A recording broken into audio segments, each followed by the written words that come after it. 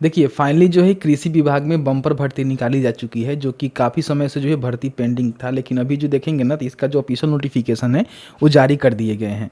सो आज की इस वीडियो में आपको हम बताने जा रहे हैं कि अगर आपको भी कृषि विभाग में अलग अलग प्रकार के पदों पे भर्ती होनी है, जैसे कि जो प्रखंड कृषि पदाधिकारी होते हैं और भी बहुत सारे इसमें पोस्ट रखे गए हैं, तो कैसे जो है फॉर्म को भरना है, कब से लेकर कब तक फॉर्म फिल किया जाएगा, उस पर क्वालिफिकेशन क्या मांगे हैं और किस तरह से आपका सिलेक्शन होने वाला है।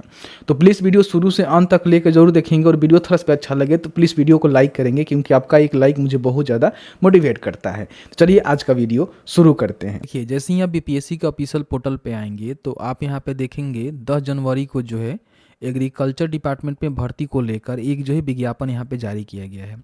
तो इस पर क्लिक करेंगे तो आपके सामने जो है कुछ इस तरह से विज्ञापन डाउनलोड हो जाएगा। इसमें आप देखेंगे 4 अलग अलग प्रकार के पदों पे भर्ती को लेकर जो है विज्ञापन यहाँ पे जारी की गई है, जिसमें सबसे पहली भर्ती की हम बात करें तो अनुमंडल जो कृषि पदाधिकारी होते हैं उन पदों पे भर्ती निकाली गई है। उप परियोजना निदेशक आत्मा योजना के लिए भर्ती निकाली गई है, और सहायक निदेशक जो सदस्य होते हैं उनके लिए भर्ती यहाँ पे निकाली गई है। टोटल जो है 155 पदों पे जो है भर्ती ली जाएगी, जिसमें कौन से कैटेगरी में कितनी भर्ती ली जाएगी इसकी जानकारी यहाँ पे ऑलमोस्ट बता दी गई है। इसके बाद कृषि सेवा कोटि 2 में देखेंगे तो सहायक निदेशक के पदों पे भर्ती निकाली गई है, जो कि कृषि अभियंत्रक के रूप में काम करेंगे। 19 पदों पे भर्ती होगा, ठीक है। उसके बाद कृषि कोटि सेवा 5 की हम बात करें तो देख सकते हैं कि सहायक निदेशक पौधा जो संरक्षण होता है ना, उनके लिए भर्ती निकाली गई है। टोटल जो है 11 पदों पे भर्ती होने वाली है। उसके बाद कृषि अधीनस्थ सेवा कोटि 1 में सदस्य के लिए प्रखंड कृषि पदाधिकारी के पदों पे भर्ती निकाली गई है, जो कि 866 पदों पे भर्ती होगी, जो कि सबसे ज़्यादा भर्ती इसी पोस्ट पे होने वाली है। क्योंकि कृषि जो पदाधिकारी होते हैं प्रखंड स्तर पे, आप सभी जानते हैं कि बहुत सारे ऐसे ब्लॉक है जहाँ पे पोस्ट खाली है, तो उसी के लिए जो है भर्ती निकाली गई है, ठीक है। तो ये जो है 4 प्रकार के अलग अलग पदों पे भर्ती निकाली गई है। टोटल पदों की हम बात करें तो इसको आप जोड़ेंगे ना तो 1051 पदों पे आपका भर्ती होने वाला है, जो कि घट भी सकती है बढ़ भी सकती है। अभी काउंटिंग भी चल रहा है इसका, ठीक है।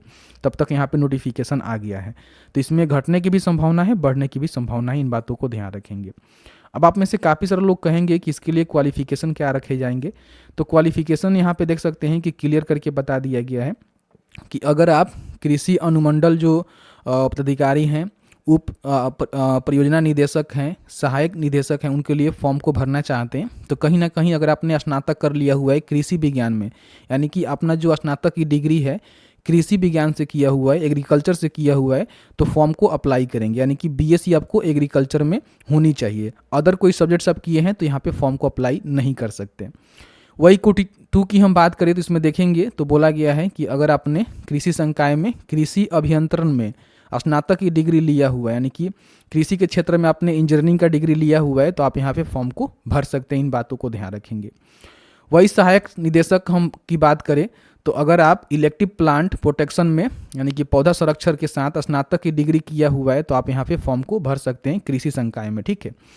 उसके बाद प्रखंड कृषि पदाधिकारी की हम बात करें तो अगर आपने बीएससी कृषि में किया हुआ है, यानी कि अपना जो स्नातक है कृषि विज्ञान में एग्रीकल्चर से किया हुआ है, तो फॉर्म को अप्लाई कर सकते हैं। तो ये जो है 4 प्रकार का अलग अलग पोस्ट है, जिसमें अलग अलग क्वालिफिकेशन रखे गए हैं। जैसे कि इन पोस्ट के लिए आप देख सकते हैं कि वही मांगा गया है कि स्नातक आपने कृषि संकाय से किया हुआ है तो फॉर्म को भर सकते हैं, ठीक है। कृषि विज्ञान में आपने किया हुआ है, तो समझ में आ गया। अब यहाँ पे नीचे आते हैं तो सबसे पहले समझते हैं कि अगर आप इसमें फॉर्म को भरना चाहते हैं तो आपका एज लिमिट क्या होनी चाहिए। तो एज लिमिट के रिगार्डिंग उन्होंने जानकारी दिया हुआ है कि 1/8/2023 को कम से कम आपका उम्र जो है 21 वर्ष होनी चाहिए, और अधिकतम की हम बात करें तो आप आरक्षित पुरुष हैं तो 37 वर्ष, महिला हैं तो 40 वर्ष, ठीक है। पिछड़ा वर्ग, अत्यंत पिछड़ा वर्ग के पुरुष महिला के लिए 40 वर्ष, अनुसूचित जाति अनुसूचित जनजाति के पुरुष महिला के लिए 42 वर्ष आपका उम्र रहेगा। इन बातों को ध्यान रखेंगे, ठीक है। नीचे आएंगे तो इसमें आपका सिलेक्शन कैसे होगा, सबसे पहले समझिए। जैसे देखिए, जब जैसे ही फॉर्म को भरेंगे ना, तो फॉर्म को भरने के बाद आपका जो है लिखित परीक्षा होगा, ठीक है। लिखित परीक्षा होगा, उसके बाद आपका इंटरव्यू होगा, उसके बाद आपका सिलेक्शन होगा। यानी कि लिखित परीक्षा और इंटरव्यू के बेस पे आपका सिलेक्शन होने वाला है। अब आपका लिखित परीक्षा में 3 विषय होंगे, जिसमें से सामान्य हिंदी से 100 क्वेश्चन पूछे जाएंगे, सामान्य ज्ञान से 100 क्वेश्चन पूछे जाएंगे, ठीक है। और एक जो है संबंधित आपका विषय का जो है 200 अंक रहेगा, जिसमें 2 पत्र रहेगा, यानी कि 400 अंकों का होगा। ठीक है, तो इस तरह से आप देखेंगे ना तो आपका जो है सिलेक्शन इसी के बिहाफ पे होने वाला है, यानी कि इसमें प्री नहीं होगा, मेंस नहीं होगा, केवल एक ही एग्जाम होगा, जो आपका मेंस कहिए या फिर कुछ भी कहिए, इसी एग्जाम के बेसिस पे 2.5 गुना जो है जो भी आवेदक हैं उनका सिलेक्शन किया जाएगा इंटरव्यू के लिए। ठीक है, तो इसमें देख सकते हैं कि कहाँ से कितने क्वेश्चन पूछे जाएंगे, मतलब प्रश्न कितने रहेंगे। तो देखिए, सबसे पहले मैंने बताया कि सामान्य हिंदी से जो है 100 क्वेश्चन रहेंगे, 100 अंक आपको मिलेगा, 2 घंटा आपको मिलेगा, ऑब्जेक्टिव टाइप क्वेश्चन आपका रहेगा। सामान्य ज्ञान से भी वही रहेगा, एक पत्र रहेगा, 100 अंक मिलेंगे, 100 आपको क्वेश्चन का आंसर देना होगा, 2 घंटा, और ऑब्जेक्टिव टाइप क्वेश्चन आपका रहेगा। ये जो है सभी के लिए मैंडेटरी है, कोई भी पोस्ट अप्लाई करेंगे तो सभी में देना अनिवार्य है। उसके बाद कोटिवार यहाँ पे दे दिया गया है, जैसे कि सभी कोटि में देखेंगे ना तो आपका जो है जो भी आपका सब्जेक्ट है ना उससे 400 अंकों का एग्जाम होगा। ठीक है, जिसमें जो है 200 क्वेश्चन होंगे और 400 अंक आपको मिलेगा, जिसके लिए 2 पत्र होगा, प्रथम पत्र और द्वितीय पत्र। ठीक है, उसमें भी बोला गया है कि 2 घंटा का आपका एग्जाम होगा, 2-2 घंटा का, और ये भी ऑब्जेक्टिव टाइप ही आपका क्वेश्चन रहेगा। समझ में आ गया। और इसी तरह देखेंगे सभी के लिए वही चीज़ बोला गया है। तो इस तरह से क्या होगा कि सबसे पहले तो सभी के लिए सामान्य हिंदी और सामान्य ज्ञान का जो है एक पेपर होंगे, जो कि 100 क्वेश्चन होंगे, 100 अंक आपको मिलेगा। और उसके बाद जो आपका सब्जेक्ट है ना उसके हिसाब से 200 जो है क्वेश्चन पूछे जाएंगे और 400 अंक आपको मिलेगा, जिसके लिए 2 पत्र होगा, प्रथम पत्र और द्वितीय पत्र। ठीक है, समझ में आ गया। अब इसमें क्या होगा कि जो आपका सामान्य हिंदी होगा ना उसमें 100 अंक में से कम आपको 30 अंक लाकर क्वालिफाई कर लेना है। ठीक है, क्योंकि ये जो अंक है ना आपका मेरिट में नहीं जुड़ेगा, केवल क्वालिफाई नेचर रखा गया है। तो जो भी आपका यहाँ पे 100 नंबर का हिंदी होगा, इसमें से आपको केवल 30 नंबर लाना है, आप क्वालिफाई हो जाएंगे। ठीक है, उसके बाद इन्होंने बोला हुआ है कि अगर आप सामान्य श्रेणी से आते हैं तो कम से कम 40% आपको अंक लाना होगा बाकी सब सब्जेक्ट में क्वालिफाई करने के लिए। अत्यंत पिछड़ा वर्ग के लिए 34%, पिछड़ा वर्ग के लिए 36.5%, और जो भी अनुसूचित जाति, अनुसूचित जनजाति के महिलाएं हैं, ठीक है, या फिर कोई दिव्यांग है, ठीक है, उनके लिए जो है 32 यहाँ पे प्रतिशत यहाँ पे बोला गया है। ठीक है, ये बात यहाँ पे बोला गया है कि अनुसूचित जनजाति हैं और महिला पुरुष हैं, सभी के लिए यहाँ पे बोला गया है। तो देख सकते हैं कि यहाँ पे 32% उनको लाना होगा तो क्वालिफाई हो जाएंगे। क्वालिफाई होने के बाद एक जो है कटअप आता है। अब ऐसा नहीं कि इतने अंक आप ला देंगे तो आप इंटरव्यू तक जाएंगे, ऐसा कुछ नहीं है। जो भी कटअप में जिनका नाम जाएगा ना उसमें से 2.5 गुना अभ्यर्थियों का जो है सिलेक्शन किया जाएगा इंटरव्यू के लिए। ठीक है, जो भी भर्ती है उसके 2.5 गुना देख सकते हैं कि अभ्यर्थियों का सिलेक्शन होगा इंटरव्यू के लिए। ठीक है, इंटरव्यू में जो है 50 अंकों का आपका इंटरव्यू होगा, जैसे कि यहाँ पे बोला गया है कि मौखिक परीक्षा होगा। ठीक है, उसके बाद आपका जो है यहाँ पे सिलेक्शन किया जाएगा, उसके बाद ही आपका यहाँ पे मेरिट बनाकर आपको जॉब दी जाएगी। अब किस तरह से क्या आपका अधिमानता रहेगा उसकी जानकारी यहाँ पे दी गई है, तो इसको आपको देखने की आवश्यकता नहीं है। फिलहाल समझ लीजिए कि आपका जो लिखित परीक्षा है और मौखिक परीक्षा है उसके बेसिस पे आपका सिलेक्शन होने वाला है।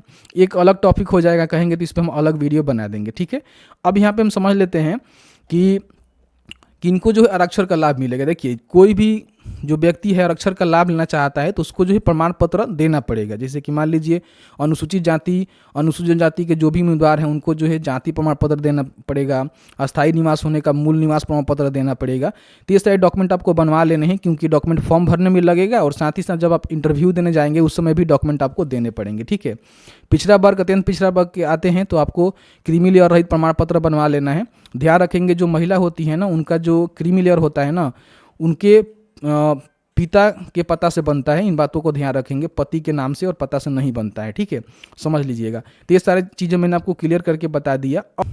देखिए, जो भी आप डॉक्यूमेंट्स बनवाएंगे ना पहले ही बनवा लेंगे, क्योंकि यहाँ पे बोला गया है कि ऑनलाइन आवेदन फॉर्म भरने की अंतिम तिथि 28 जनवरी 2024 से पहले जो है आपका सभी डॉक्यूमेंट जो है इशू हो जाना चाहिए। ठीक है, क्योंकि इसमें क्या होगा कि जब भी आपको इंटरव्यू के लिए बुलाया जाएगा ना तो सभी डॉक्यूमेंट आपको देने पड़ेंगे, जिसमें देख सकते हैं कि मैट्रिक का हो गया, स्नातक का प्रमाण पत्र हो गया, स्नातक का अंक पत्र हो गया, संविदा पे काम करते हैं तो उसका डॉक्यूमेंट हो गया, पिछड़ा वर्ग, अत्यंत पिछड़ा वर्ग के जो लोग हैं उनका क्रीमी लेयर रहित प्रमाण पत्र हो गया, या फिर उनका निवास हो गया। तो ये सारे डॉक्यूमेंट जो है उनको देने पड़ेंगे। जैसे कि अनुसूचित जाति, अनुसूचित जनजाति के जो भी उम्मीदवार हैं उनको जाति और निवास देना पड़ेगा। तो ये सारे डॉक्यूमेंट आपको पहले ही बनवा लेने हैं। आप विकलांग हैं तो विकलांगता प्रमाण पत्र भी आपको देने पड़ेंगे, और सरकारी सेवक हैं तो उसको आपको देना पड़ेगा, भूतपूर्व सैनिक है तो उसका डॉक्यूमेंट देना पड़ेगा, और कहीं भी आप काम करते हैं तो उससे जो है नो ऑब्जेक्शन सर्टिफिकेट भी आपको लेकर जाना पड़ेगा, ठीक है। उसके बाद हाल का जो है खींचा हुआ 4 फोटोग्राफ भी आपको लेकर जाने पड़ेंगे, ठीक है। तो ये सारे जो है एक जो है पहचान पत्र भी आपको लेकर जाना पड़ेगा। तो ये सारे जो है जब इंटरव्यू आपका होगा उस समय डॉक्यूमेंट आपको लेकर जाने पड़ेंगे, और फॉर्म फिल करने में भी सारे डॉक्यूमेंट का काम लगेगा, तो कहीं ना कहीं इस डॉक्यूमेंट को आप जरूर बनवा लेंगे, ठीक है। यहाँ पे मैंने आपको सभी चीज़ों को क्लियर करके बता दिया हुआ है। अब यहाँ पे हम बात कर लेते हैं कि इसका जो एप्लीकेशन फॉर्म है वो कितना देना होगा। देखिए, अगर आप अनुसूचित जाति, अनुसूचित जनजाति, ठीक है, महिला है, विकलांग है 40% से अधिक, तो आपको जो है 200 रुपये का पेमेंट करना होगा, और ये जो है केवल बिहार वालों पे एप्लीकेबल होगा। आप अदर स्टेट से हैं तो जनरल में जाएंगे, आपको 750 रुपये का पेमेंट करना होगा। या फिर आप बिहार के सामान्य अभ्यर्थी हैं, ठीक है, तो आपको यहाँ पे 750 ही करना होगा। BC मतलब कि आप दोनों में कोई भी है तो आपको 750 रुपये ही करना पड़ेगा, ठीक है। तो इन बातों को ध्यान रखेंगे, इस तरह से आपका पेमेंट किया जाएगा, जो कि ऑनलाइन आपको करना होगा। और ध्यान रखिएगा, अगर आप अपना आधार संख्या नहीं देते हैं तो 200 रुपया अलग से आपको बायोमेट्रिक फ़ी देना होगा, और बैंक का चार्ज GST आपको अलग से देना पड़ेगा। तो ये जो है आपका आवेदन शुल्क रहेगा, ठीक है। अब यहाँ पर हम बात कर लेते हैं कि आपका जो ऑनलाइन आवेदन है, देख सकते हैं कि 15 जनवरी से शुरू होगा, 28 जनवरी तक जो है फॉर्म को अप्लाई कर पाएंगे। तो 15 जनवरी को आप कहेंगे तो एक वीडियो ला देंगे जिसमें स्टेप बाय स्टेप बता देंगे कैसे जो है फॉर्म को अप्लाई करना है, ठीक है।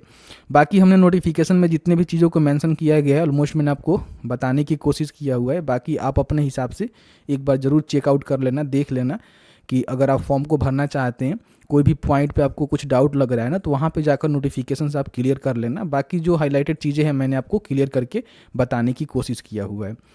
तो उम्मीद करते हैं कि वीडियो अच्छा लगा होगा, तो प्लीज़ वीडियो को लाइक कर देना। चलिए मिलते हैं एक नई वीडियो में एक नए टॉपिक के साथ, तब तक के लिए वीडियो देखने के लिए बहुत बहुत धन्यवाद।